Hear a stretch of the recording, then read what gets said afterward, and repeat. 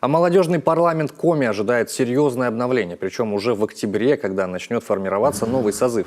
Ротацию спровоцируют старшие курирующие коллеги, депутаты Госсовета. Автор законопроекта, вице-спикер Валентина Жиделева, предложила снизить предельный возраст для того, чтобы претендовать на кресло с 35, как сейчас, до 30 лет. В пояснительной записке к готовящимся поправкам указано, что эта мера омолодит состав. А еще напомнили, что такое же определение молодежи содержится в законе о молодежной политике. Это именно граждане до 30 лет. Согласно закону о молодежной политике в Республике Коми, молодежными общественными объединениями являются объединения граждан до 30 лет. Кроме того, в ближайшее время начнет работу Республиканское отделение Палаты молодых законодателей России.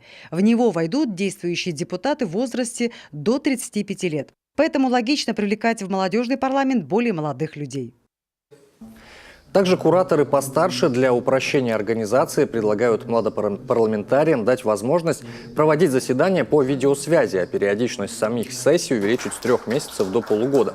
Очевидно, меры в ногу со временем станут и важным экономическим аргументом. По словам действующего спикера молодежного парламента, который, очевидно, в силу возраста уже не попадет в новый созыв, вопрос этот обсуждался на форуме «Инноватика Крахаль».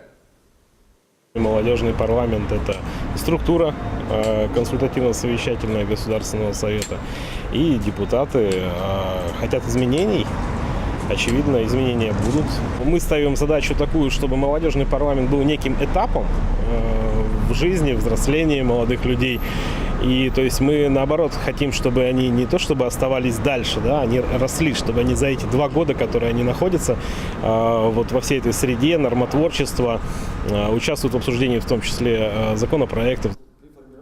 Отметим роль консультативной структуры. Это, например, организация благотворительной ярмарки по сбору средств на лечение юного жителя Усинска «Добробазар», которая за 3 акции собрала 500 000 рублей. Проведение в республике всероссийского теста по истории для всех желающих. Открытие сквера семейного отдыха в Емве и восстановление стадиона в Сыктывкарском лесозаводе. Кроме участия в законотворчестве, парламент провел более 300 личных приемов граждан и реализовал несколько общественно значимых проектов.